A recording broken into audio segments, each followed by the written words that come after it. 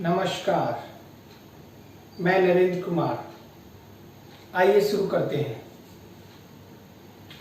जैसा कि आज आप देख रहे हैं कि बोर्ड पर मैंने आज रेस्पिरेटरी सिस्टम के बारे में एक डायग्राम बनाया है। आज मैं आपको रेस्पिरेटरी सिस्टम के बारे में बताऊंगा। हमारे रेस्पिरेटरी सिस्टम में काफ़ी सारी चीज़ें हैं, काफ़ी सारे हमारे बॉडी पार्ट हैं जो इसके हिस्से हैं। स्टार्ट करते हैं, पहले पार्ट्स के बारे में समझते हैं। सबसे पहले है नोज जिससे हम सांस लेते हैं। नेक्स्ट है आपका नोजल कैविटी, ये हमारे अंदर की ओर होती है। नेक्स्ट आगे की ओर जाते हैं, यहाँ पर है पैरेंक्स। पैरेंक्स में एक ऐसा पॉइंट है जहां पर दो जो सांस की नली है वो दो हिस्सों में बढ़ जाती है। एक हो जाता है आपका फूड पाइप और एक हो जाती है सांस की नली। सांस की नली में आगे बढ़ते हैं लैरिक्स। लैरिक्स एक ऐसा पॉइंट है जहां पर एक दीवार होती है जिससे कि फूड उस नली में ना जा पाए। नेक्स्ट आगे बढ़ते हैं ट्रैकिया। ट्रैकिया एक ऐसी पाइप है जो छोटी छोटी पतली हड्डियों से ढकी हुई होती है सेफ रहने के लिए। आगे की ओर बढ़ते हैं, ये ट्रैकिया दो टुकड़ों में आगे बढ़ जाती है, एक स्लंग में जाती है, एक स्लंग में, लेफ्ट एंड राइट लंग्स में। इसके बाद आगे की ओर बढ़ते हैं, लंग्स में ये नलिकाएं बहुत पतली पतली पतली काफी सारी हिस्सों में बढ़ जाती हैं। एक छोटी पतली नली है, ये एक छोटे से जिसे बोलते हैं एलिवेज। एलिवेज में क्या होता है, एलिवेज में क्या रहता है, बहुत छोटे छोटे छिद्र होते हैं, बहुत छोटी छोटी संरचनाएं होती हैं। ये लगभग हमारे दोनों लंग्स में लगभग 30 करोड़ के आसपास ये होती हैं।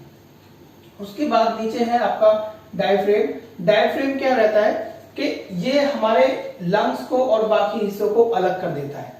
डायफ्रेम्स के अंदर ही बहुत सारी हमारी चीजें होती हैं, जैसे कि इधर की साइड हमारा लीवर होता है, इधर हमारा स्टमक होता है और बाकी यहाँ पर छोटी और बड़ी आंतें होती हैं। इस तरीके से ये बना होता है। ये डायफ्रेम हमारे फेफड़ों को और हमारे बाकी पार्ट्स को बिल्कुल अलग कर देता है एक दूसरे से।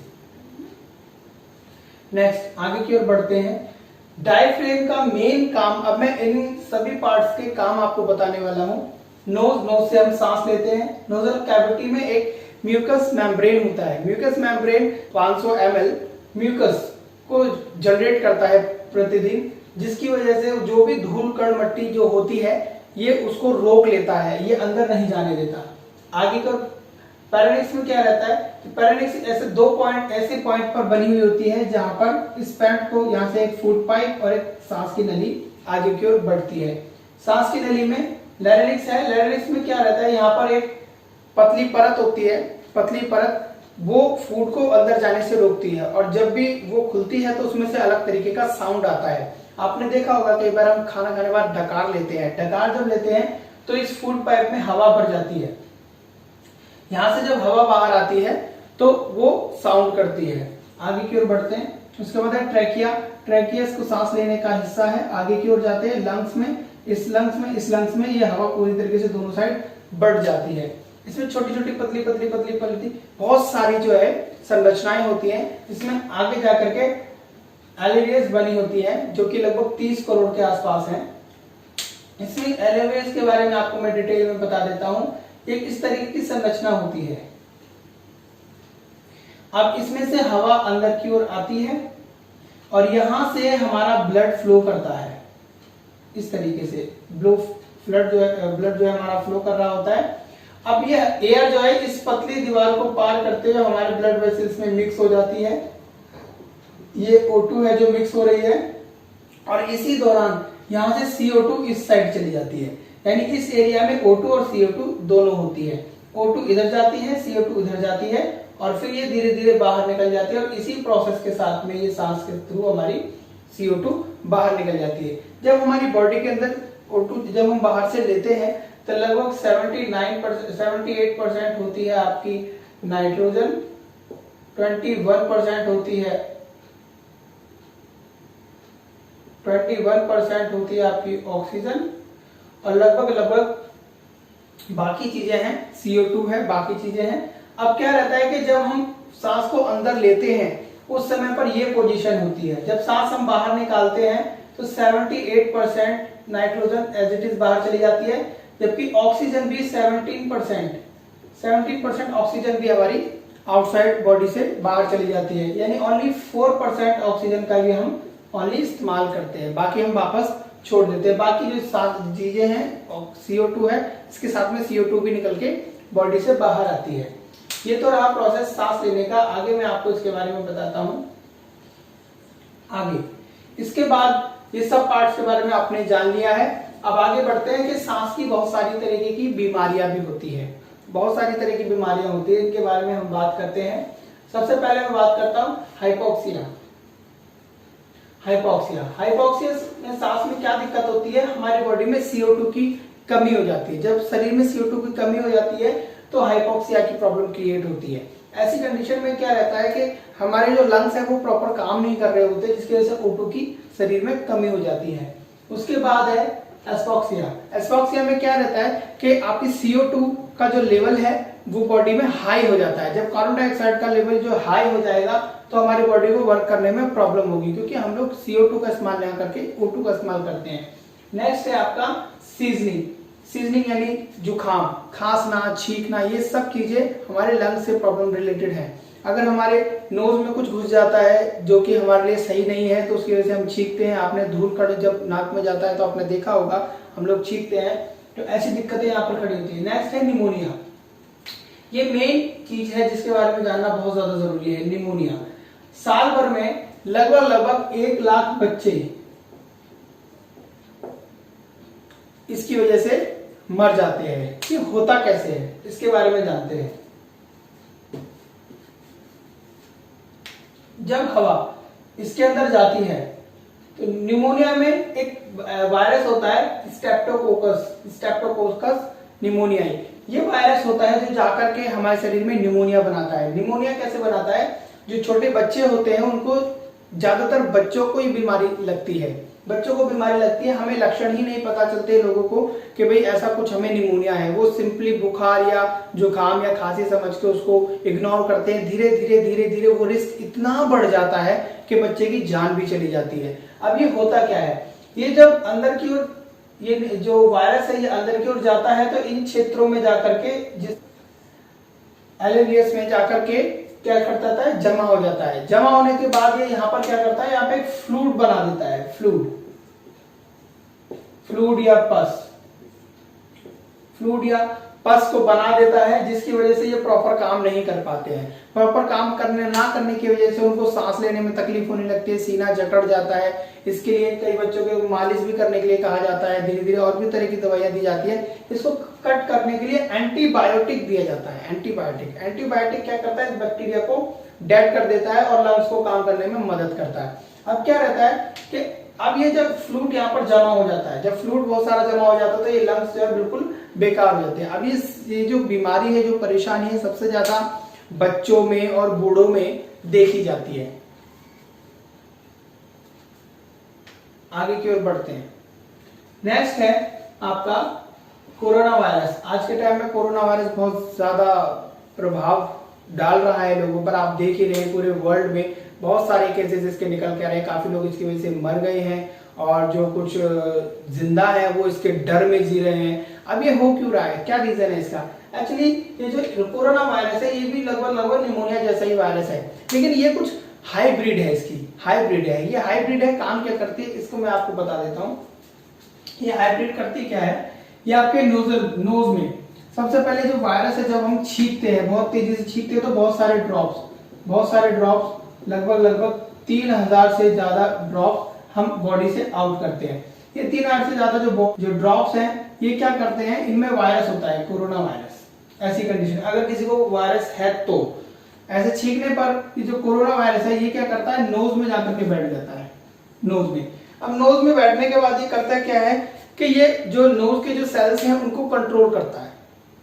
सेल्स के बारे में हम जान चुके हैं पहले। ये क्या करता है, नोज को सेल्स को क्या करता है, कंट्रोल करता है। सेल्स को कंट्रोल करने के बाद क्या करता है, उनको ऑर्डर देता है कि मुझ जैसे और बनाओ। अब वो जो सेल्स होते हैं वो उसके ऑर्डर को मानते हैं और इस तरीके के बहुत सारे वो फिर से क्रिएट कर देते हैं। अब वो बहुत सारे क्रिएट करते हैं तो ये क्या करता है, ये अंदर जाता है, अंदर जाकर के ब्लास्ट हो जाता है। ये ब्लास्ट होने के बाद क्या करता है, यहाँ के सेल्स को कंट्रोल कर लेता है। यहाँ के सेल्स भी फिर वही काम करते हैं जो ये करने के लिए कह रहा है। इसको करने के बाद करते करते करते क्या होता है, ये बढ़ जाता है। ये बढ़ने के बाद ये आगे की ओर बढ़ता है, धीरे धीरे धीरे धीरे ये लंग्स पर पहुंच जाता है और ये होती है हाई लास्ट कंडीशन, जो कि जानलेवा हो जाती है। जब तक ये यहाँ पर है जानलेवा नहीं है, ये यहाँ है जानलेवा नहीं है, ये नॉर्मल जुकाम की तरह है, जुकाम बुखार इस तरह की चीजें हैं, उसमें आराम पाया जा सकता है एंटीबायोटिक से। लेकिन उसके बाद क्या होता है, ये धीरे धीरे धीरे धीरे धीरे जाकर के हमारे लंग्स में बैठ जाता है। अब यहाँ पर भी ये बहुत सारे अपने जैसे बनाना शुरू कर देता है। अच्छा, ये कोरोना क्या है, एक वायरस है। वायरस की खासियत क्या होती है, ना तो इसे कुछ खाने को चाहिए, ना इसे कुछ पीने को चाहिए, इसको बस कोई एक ऐसी चीज चाहिए जिसके अंदर ये जाके बैठ सके और अपने आप को जिंदा रख सके। क्योंकि वायरस एक ऐसी चीज है जो लाखों सालों तक डेड अवस्था में भी रह सकता है और उसके बाद जैसे ही कोई उसके किसी भी जीवित ऑर्गन्स के कनेक्शन में आता है तो फिर से ये जिंदा हो जाता है, अपने आप को बढ़ाने लग जाता है। इस तरीके से ये वायरस क्या करता है, यहाँ पर आकर के बैठ जाता है और यहाँ पर निमोनिया की शिकायत बना देता है। निमोनिया की शिकायत बनाने से क्या होता है, इसके अंदर बहुत सारा फ्लूइड बनने लग जाता है। जब फ्लूइड बनने लगता है तो इसकी जो एलवेस है ये ठीक से काम करना बंद कर देती है और हमें सांस लेने में दिक्कत आने लगती है। जब सांस लेने में दिक्कत आने लगती है तो रीजन यही होता है, उसे व्यक्ति को, पेशेंट को वेंटिलेटर पे लेके जाया जाता है। अब वेंटिलेटर पे जाने के बाद अगर उसको एंटीबायोटिक देते रहते हैं और अगर लंग्स ठीक हो जाते हैं तो वो बच जाता है, अगर नहीं बच पाता है तो उसका मरना बिल्कुल निश्चित है। ऐसी कंडीशन में इसको बचाया कैसे जा सकता है, किसी व्यक्ति को बचाने के लिए एक्चुअली इसके लिए बहुत ज्यादा इम्यूनिटी की जरूरत होती है। अगर किसी इंसान की इम्यूनिटी बहुत स्ट्रांग है, बहुत अच्छी है, तो ऐसी अवस्था में क्या होता है, हमारी बॉडी इस वायरस से लड़ लेती है। अब जब हमारी बॉडी इस वायरस से लड़ती है तो हमारे बॉडी का जो टेम्परेचर है वो बढ़ जाता है। जब टेम्परेचर बढ़ जाता है, टेम्परेचर बढ़ने का सेंस ये होता है कि हमारी जो इम्यून सिस्टम है वो प्रॉपर वर्क कर रहा है और उस बीमारी से लड़ रहा है। अब जब हमारा जो इम्यून सिस्टम है उस बीमारी से लड़ रहा होता है तो हमारी बॉडी का टेम्परेचर बढ़ जाता है। टेम्परेचर बढ़ने की वजह से हमको ये पता चल जाता है, सिम्टम्स आ जाते हैं कि हमको कोई परेशानी है, कोई बीमारी है, क्योंकि हमारी कोशिकाओं को तकलीफ होने लग जाती है। जब हमारी कोशिकाओं को तकलीफ होती है तो वो हमारे ब्रेन को एक सिग्नल भेजती है, ब्रेन को सिग्नल भेजती है इस चीज के लिए कि हमारी बॉडी का टेम्परेचर बढ़ा दिया जाए। जब बॉडी का टेम्परेचर बढ़ जाता है तो उससे ये पता चलता है कि कोई ना कोई प्रॉब्लम शरीर में आ चुकी है। अब ये क्या करता है, वायरस क्या करता है, धीरे धीरे बॉडी में फ्लूइड को बढ़ा देता है। फ्लूइड बढ़ाने से के बाद क्या होता है, इनको काम करना बंद कर देती है। इस तरीके की जितनी भी है सभी काम करना बंद कर देती हैं और धीरे धीरे धीरे धीरे व्यक्ति सांस लेने में दिक्कत कर जाता है। अब जब सांस लेने में दिक्कत होती है तो आप जानते हैं कि हम 2 मिनट ही हम बिना सांस के लिए जी नहीं सकते, तो ये स्थिति यहाँ पर पैदा हो जाती है। आगे की ओर बढ़ते हैं, इससे बचा कैसे जा सकता है। इसको बचने के लिए हम आपसे आगे चीजें बताते हैं। हमें सबसे पहले जरूरत है अपनी इम्यूनिटी को बूस्ट करने की। हमारी हमारा इम्यून सिस्टम को स्ट्रॉन्ग करने की हमें जरूरत है। जैसे कि मैंने लास्ट क्लास में आपको बताया था कि हमारे बॉडी में जो सेल्स होती है उसमें एक मेमोरी होती है कि किस चीज को एक्सेप्ट करना है, किस चीज को नहीं करना है। ऐसी कंडीशन में क्या होता है, इम्यूनिटी बढ़ाने के लिए हमें ज्यादातर आयुर्वेदिक और जो देसी चीजें हैं उन पर डिपेंड होना ज्यादा अच्छा होता है। क्यों? क्योंकि उस चीज को हमारे जो सेल्स है वो बहुत जल्दी एक्सेप्ट करते हैं और अपनी पावर को बूस्ट करते हैं। इसमें बहुत सारी चीजें हैं जिससे हम इम्यूनिटी बढ़ा सकते हैं। अगर इंसान की इम्यूनिटी बहुत अच्छी है तो वो पक्का बच जाएगा, उसे कोई दिक्कत नहीं है, डरने का कोई बात नहीं है, कोई खतरा नहीं है उसको। प्रॉब्लम कहाँ आती है, ये आती है बच्चों में और बूढ़ों में। जो बच्चे और बूढ़े होते हैं उनकी इम्यूनिटी बहुत कम होती है। इम्यूनिटी कम होने की वजह से ही उनकी जान खतरे में आ जाती है। अब इम्यूनिटी कम क्यों हो जाती है? इम्यूनिटी कम हो जाती है उम्र के साथ। जब न्यू बॉर्न बेबी होता है तो उसकी इम्यूनिटी कम होती है, धीरे धीरे उसकी इम्यूनिटी। अब इम्यूनिटी जनरेट कैसे होती है, अब आप समझिए। इम्यूनिटी के पास भी एक सेंस होता है, हमारे एक इमेज हो जाती है, बॉडी के अंदर बन जाती है। अब क्या रहता है कि जो इम्यूनिटी जो सिस्टम है उस इमेज को पहचान लेता है कि इट इज नॉट गुड। जब वो अच्छा नहीं है तो वो क्या करता है, नेक्स्ट टाइम में जब भी वो चीज आएगी तो उसे वो कंट्रोल कर लेगा। अब क्या, जब पहली बार में आता है तो उसको समझने में देर लग जाती है। अब समझने में देर लग जाती है तो इसकी वजह से इम्यूनिटी लूज मानी जाती है। अब जब समझने में दिक्कत हो जाती है तो फिर वो थोड़ा टाइम ले लेता है, बैक्टीरिया को, वायरस को टाइम मिल जाता है अपने आप को ग्रो करने का। जब वो अपने आप को ग्रो करता है, जब हमारी बॉडी का इम्यून सिस्टम इस बात को समझता है कि भाई अब हमें इसको मार देना चाहिए या इसको कंट्रोल करना चाहिए, तब तक बहुत थोड़ी देर हो जाती है। इसलिए हमें एंटीबायोटिक और दवाइयों की जरूरत पड़ती है। अदरवाइज हमारी जो बॉडी है, इम्यून सिस्टम इतना स्ट्रांग होता है कि वो खुद को बचा सकता है, लेकिन उससे पहले उसके अंदर वो डेटा भरना जरूरी है। और वो डेटा कैसे भरता है, जैसे जैसे बीमारी होती है उससे शरीर लड़ता है तो उसको खुद ही वो इम्यून सिस्टम समझ लेता है कि इस चीज को हमें अंदर नहीं आने देना है या इस चीज को हमें रोकना है। आगे की ओर बढ़ते हैं। अब इम्यूनिटी स्ट्रांग करने के बहुत सारी चीजें हैं, उसके बारे में हम बाद में बात करेंगे। बच्चे की इम्यूनिटी क्यों लूज होती है ये मैंने आपको बता दिया है कि वो धीरे धीरे उन चीजों को पहचान रही होती है। और जो बुजुर्ग होते हैं उनकी इम्यूनिटी इसलिए लूज होती है क्योंकि उनकी जो लाइफ है, सेल्स की जो लाइफ है वो धीरे धीरे कम होने लग जाती है। जब सेल्स की लाइफ धीरे धीरे कम होने लग जाती है तो इम्यूनिटी की हालात ये हो जाते हैं कि इम्यूनिटी बहुत कम हो जाती है। या कोई इंसान पहले से किसी बीमारी से ग्रस्त है, अगर वो किसी बीमारी से ग्रस्त है तो उसकी इम्यूनिटी पहले ही कम है, क्योंकि वो लड़ते लड़ते लड़ते लड़ते थक चुके होते हैं। जितने भी इम्यूनिटी बूस्टर्स होते हैं बॉडी के अंदर, इम्यूनिटी की जितनी भी चीजें होती हैं, व्हाइट ब्लड सेल्स होते हैं, ये लड़ते लड़ते लड़ते लड़ते थक चुके होते हैं। और जब ये थक जाते हैं तो इनको भी रेस्ट चाहिए। जिस टाइम में ये अपना रेस्ट लेते हैं उस समय में बॉडी की इम्यूनिटी बहुत ज्यादा लूज हो जाती है। ऐसी अवस्था में अपने आप को बचाए रखना बड़ा ही मुश्किल होता है, लेकिन घबराने की कोई बात नहीं है। ये जो सिचुएशन है ये एक ऐसी सिचुएशन है जैसे में अगर आप अपनी इम्यूनिटी स्ट्रांग रखें तो आप अपने आप को बचा सकते हैं। तो ये था जो मैंने टोटल आपको बताना चाहा लंग्स के बारे में, लंग्स के बॉडी पार्ट्स कैसे काम करते हैं। एक सिचुएशन और मैं आपको बता देता हूं, ये डायफ्रेम का प्रॉपर वर्क करना बहुत ज्यादा जरूरी है। आपने लोगों को सुना होगा कि किसी को दमे की दिक्कत है या सांस लेने में दिक्कत है, तो ऐसे में ये डायफ्रेम होता है। ये डायफ्रेम क्या करता है, ये हमारे लंग्स को और बाकी पार्ट्स को अलग अलग कर देता है। अब ये डायफ्रेम क्या रहता है कि जब हम सांस लेते हैं तो हमारे फेफड़े फूल जाते हैं। जब फेफड़े फूलते हैं तो आपने देखा होगा कि हमारा पेट भी बाहर की ओर आता है। क्यों आता है? क्योंकि जब फेफड़े फूलते हैं तो ये जो डायफ्रेम है ये नीचे की ओर जाता है। जब ये नीचे की ओर प्रेशर देता है तो ये चीजें दब जाती है और पेट बाहर की ओर आ जाता है। अब ऐसे में क्या होता है कि डायफ्रेम जब नीचे की ओर जाता है तो लंग्स फैल जाते हैं और हवा को अपने अंदर ले लेते हैं। लेकिन जब हमें ऑक्सीजन बाहर निकालनी होती है, CO2 बाहर निकालनी होती है, तो तब ये डायफ्रेम ऊपर की ओर उठता है। जब ये डायफ्रेम ऊपर की ओर उठता है तो लंग्स पे प्रेशर बनाता है। प्रेशर बनाने की वजह से जो CO2 है वो हमारे माउथ से आउट हो जाती है। अब ये माउथ से आउट हो जाती है अगर ये डायफ्रेम प्रॉपर वर्क ना करे। सोचिए कि अगर डायफ्रेम प्रॉपर वर्क ना करे तो हमें सांस लेने में भी दिक्कत होगी और साथ ही साथ जो CO2 है उसे बाहर निकालने में हमें दिक्कत होगी। मैंने अभी आपको बताया था एस्पेक्सिया के बारे में। एस्पेक्सिया में क्या होता है, CO2 का लेवल हाई हो जाता है बिकॉज ऑफ जो डायफ्रेम है वो प्रॉपर वर्क नहीं कर रहा, वो प्रेशर नहीं बना रहा कि CO2 को बाहर निकाले। अब CO2 बाहर नहीं निकलेगी तो ऐसी बीमारी की दिक्कत हमें खड़ी हो जाती है। कई बार दमे में भी आपने देखा होगा कि सांस लेने में दिक्कत होती है, उसका भी रीजन होता है हमारे लंग्स और साथ ही साथ डायफ्रेम का प्रॉपर वर्क करना बहुत ज्यादा जरूरी होता है, क्योंकि अगर ये प्रॉपर वर्क नहीं करेगा तो सांस को लेने और सांस को छोड़ने में बड़ी दिक्कत होगी। अगर सांस पहले से अंदर हवा भरी हुई है तो आपको और हवा भरने के लिए पहले उसको निकालना होगा। ये बहुत सिंपल सा लॉजिक है। तो निकालने के लिए डायफ्रेम ही ऊपर की ओर उठता है जो सांस को बाहर निकालता है। अब बची हुई जो CO2 है, जो कचरा है, उसको बाहर निकालना है बॉडी से, तो हमें डायफ्रेम का प्रॉपर वर्क करना बहुत ज्यादा जरूरी है। इसका भी प्रॉपर वर्क तभी होता है जब आपकी इम्यूनिटी नॉर्मल होती है, यानी इम्यूनिटी अच्छी होती है। कुल मिलाकर के जितना भी मैंने आज आपको बताया है इसमें सबसे ज्यादा इंपॉर्टेंट होती है इम्यूनिटी। अगर आपकी इम्यूनिटी बहुत अच्छी है तो आप अपने आप को बचा के रह सकते हैं। इसके लिए बहुत सारी चीजें हैं जो इम्यूनिटी के लिए बहुत अच्छी हैं, जिसके बारे में मैं आपको बता देता हूं। इसमें एक है आपका आंवला। आंवला बहुत अच्छी चीज है, ठीक।